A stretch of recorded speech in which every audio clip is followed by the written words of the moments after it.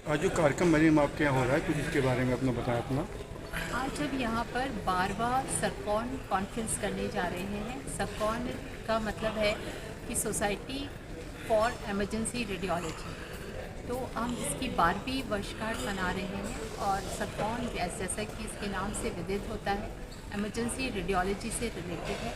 Emergency radiology का मतलब ये है कि कोई भी पेशेंट जो इमरजेंसी सिचुएशन में हमारे पास आता है, उसकी किसी भी बॉडी पार्ट का, अगर जैसे ब्रेन का स्ट्रोक हुआ है या ब्रेन में ब्लीडिंग हुई है, उसमें ब्रेन में थक्का जमा है, वो किसी एनोरिज्म की वजह से हुआ है या जो उसकी ब्लड वेसल्स है उसकी अबनॉर्मलिटी की वजह से हुआ है या उसमें इन्फाक्ट हुआ है, तो उसमें इमरजेंसी सिचुएशन में अगर हम पेशेंट को उसको ट्रीट करें इंटरवेंशनल रेडियोलॉजी द्वारा, जिसको कि हम न्यूरो इंटरवेंशंस कहते हैं, तो पेशेंट की एक तो हम सर्वाइवल बढ़ाते हैं, दूसरी चीज़ उसकी क्वालिटी ऑफ लाइफ बढ़ाते हैं।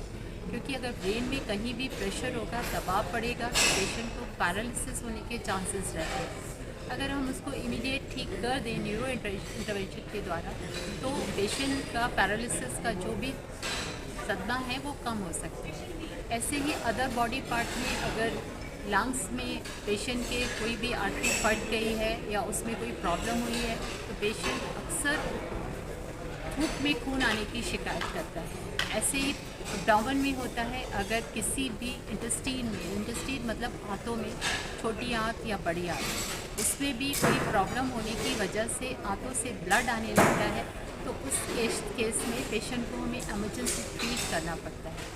तो उस एमरजेंसी सिचुएशन को हमें कैसे हैंडल करना है, कैसे डायग्नोज करना है और कैसे ट्रीट करना है, ये हम आज सब लोगों को सिखाएंगे। कि हमारा 3 दिन का प्रोग्राम है। आज 22 तारीख को हमारी वर्कशॉप्स चल रही हैं, 23 और 24 को लेक्चर्स होंगे, जिसमें सारे डॉक्टर्स जो हमारे एसोसिएट डॉक्टर्स हैं, डिफरेंट मेडिकल इंस्टीट्यूट से आए हैं, पूरे भारतवर्ष से आए हुए हैं, और वो हमारे स्टूडेंट्स जो मेडिकल स्टूडेंट्स हैं उनको सिखाएंगे कि कैसे इमरजेंसी सिचुएशन में उनको बेस्ट तरीके से रेडियोलॉजिकल रिपोर्टिंग करनी है, क्लिनिशियंस को क्या बताना है, जिसके की वजह से क्लिनिशियन एंड रेडियोलॉजिस्ट मिलकर they can join hand and they can offer best treatment to the patients. इसमें हमारी वर्कशॉप है एक, जिसमें हम क्रायो एब्लेशन करके दिखाएंगे लोगों को। और उसमें क्या होता है कि जो कैंसर्स के पेशेंट्स हैं, जिनको ट्यूमर्स हो गए हैं जगह जगह, तो उसके अपने प्रोटोकॉल्स हैं। क्रायो एब्लेशन का मतलब है कि हम उस ट्यूमर्स में नीडल डाल के उस ट्यूमर्स को रिड्यूस कर देते हैं, तो उससे भी पेशेंट को बहुत फ़ायदा मिलता है।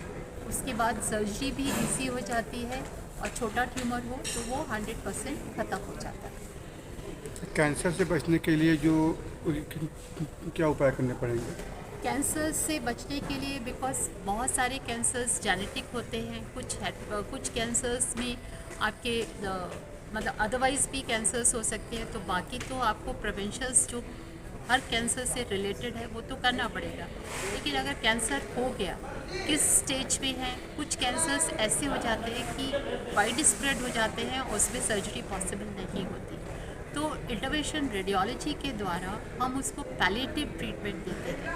पैलिएटिव ट्रीटमेंट में होता क्या है, जैसे अगर लिवर की नलियों में कैंसर आ गया, लिवर की नलियों में रुकावट हो गई, तो बाइल इकट्ठा होने से एक तो लिवर ख़राब तो होता ही है, प्लस बाइल के अधिक मात्रा में हो जाने से पेशेंट के ब्रेन पे भी फ़र्क पड़ता है और पेशेंट सिक हो जाता है, खाना खाने में भी इशू होता है। तो हम उसमें उसके लिवर की नलियों में स्टेंट डाल के उस रुकावट को कम करते हैं, जिससे बाइल का एक्युमुलेशन कम हो जाता है और पेशेंट की लाइफ जो है वो बेहतर हो जाती है। ज़्यादातर केसों में आपके यहाँ ये देखा जाता है कि जो कैंसर की स्टेज होती है, तो ज़्यादा ये मांग चलिए तीसरी या चौथी स्टेज में उसका डायग्नोस होता है और इससे पहले नहीं हो पाता है, तो इसके लिए मतलब क्या सावधानी बरतनी चाहिए कि हमको जल्दी जानकारी हो जाए? इसके लिए एक तो यही है, प्रिवेंशन के लिए हर जने को थोड़ा हेल्दी लाइफस्टाइल रहना ज़रूरी है। न्यूट्रिशन से रिलेटेड आजकल वातावरण में और खाने पीने की चीज़ों में इतनी मिलावट हो गई है कि वो कहीं ना कहीं मरीज़ों को, लोगों को हार्म करती है। तो कुछ कैंसर्स उसकी वजह से भी होते हैं, कुछ हेरिडिटरी होते हैं, तो कैंसर के अर्ली प्रिवेंशन के लिए हमें अवेयरनेस करनी है सबको कि किस किस वजह से कैंसर होते हैं। तो हर ऑर्गन का कैंसर होने का रीज़न अलग ही होता है। तो पहली चीज़ तो हमें अवेयरनेस फैलानी है, जो कि हमारे मेडिकल प्रोफेशन का भी काम है, प्लस हेल्थ वर्कर का अदरवाइज़ काम है, NGOs के काम है, गवर्नमेंट के काम है। तो जहाँ अगर हम अवेयरनेस फैलाएंगे तो लोग हेल्दी लाइफ स्टाइल जिएंगे। और जब भी उनको कोई प्रॉब्लम होती है, they should never neglect the symptoms. Pain है, ब्लीडिंग हो रही है, कहीं से एबनॉर्मल डिस्चार्ज हो रहे हैं, तो ये सारी चीज़ें ऐसी हैं कि इनको तुरंत ध्यान दे के लोगों को डॉक्टर से शेयर करना चाहिए। एंड डॉक्टर्स अगर उनको कोई डायग्नोस्टिक प्रोसीजर बता रहे हैं तो उनको कराना चाहिए, क्योंकि डायग्नोसिस करना, एब्डोमेन जो है एक तरह का पेंडोरा बॉक्स, उसको हमेशा कुछ भी हो सकता है। तो अगर कोई भी सिम्टम्स उनको ऐसा लग रहा है या कोई ऐसा साइन लग रहा है जिसको नॉर्मल लाइफ में नहीं होता है, तो उसको नेग्लेक्ट नहीं करना है। आपको तुरंत शेयर करना है अपने नज़दीकी किसी भी चिकित्सक के पास जाके कि मुझे ब्लीडिंग हो रही है, जो कि नॉर्मली नहीं होती है किसी को, मेरे को कहीं से डिस्चार्ज आ रहा है, कहीं एक्सेसिव पेन हो रहा है, कहीं गांठ महसूस हो रही है। ये सब शेयर करना बहुत ज़रूरी है। जैसे वुमेंस के केसेस में भी सर्वाइकल कैंसर्स इतने कॉमन हो गए हैं, ब्रेस्ट कैंसर्स इतने कॉमन हो गए हैं, तो उनको एक तो अवेयरनेस की ज़रूरत है, थोड़ा सा ब्रेस्ट और उसके केसेस में उनको सेल्फ एग्जामिनेशन की ज़रूरत है, और अर्ली इंफॉर्मेशन टू अर्ली जो वुमेन्स में जो सर्वाइकल कैंसर की बात कर रहे हैं, उसके बचाव के जैसे और वुमेन्स को कैसे मालूम हो कि मेरे में ये लक्षण पैदा हो रहा है, थोड़ा सा इसमें बता दीजिए डॉक्टर साहब।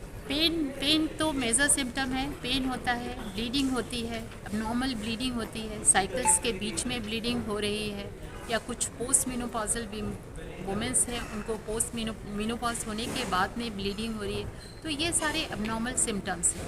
तो इसको जितनी जल्दी हो सके अपने नज़दीकी चिकित्सक से मिलके उनको बताना चाहिए और जांच करानी चाहिए। Thank you. कैंसर की जो समस्या हो रही है उसके बारे में भी आप बताते हो।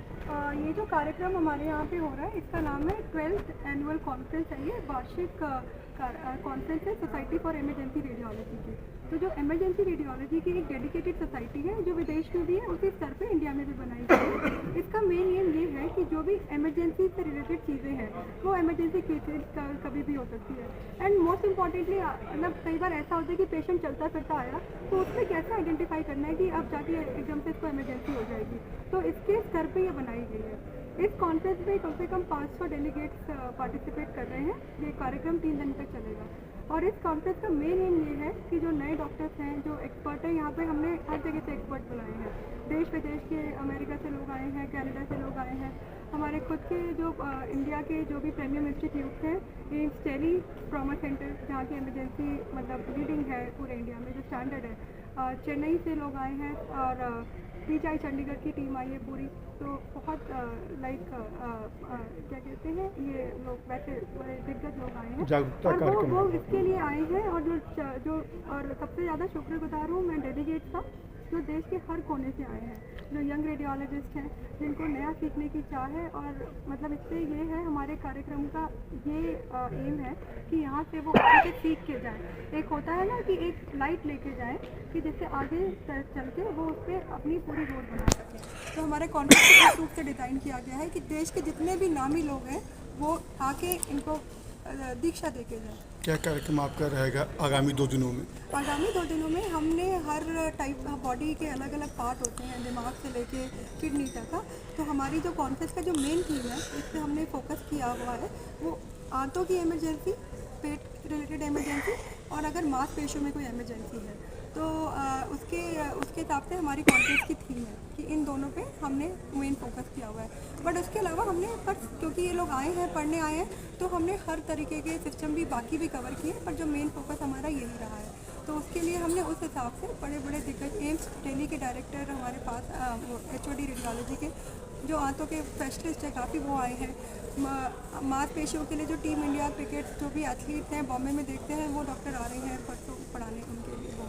तो ये हमारा एम है कि बच्चे यहाँ से सीख के जाएँ कि प्रॉब्लम कैसे आइडेंटिफाई करनी है, जो प्रॉब्लम नहीं है बट पोटेंशियली बन सकती है, उसे कैसे आइडेंटिफाई करी जाए। उसके अलावा हमारे जो अभी वर्कशॉप हो रहे हैं, जो वर्कशॉप है ये उनकी स्किल डेवलपमेंट के लिए है, मतलब उनकी प्रतिभा को निखारने के लिए है। तो उससे हमारा एम ये है कि अगर वो इतने बड़े बड़े लोगों के साथ तो रोज़ ये आयोजन करते हैं जिनका नाम है, उनके साथ खुद अपनी ट्रेनिंग लें, तो उससे उनके जो आगे काम करने का तरीका बदले और एक उनको एक नया दायरा मिले आगे बढ़ने का। Thank you.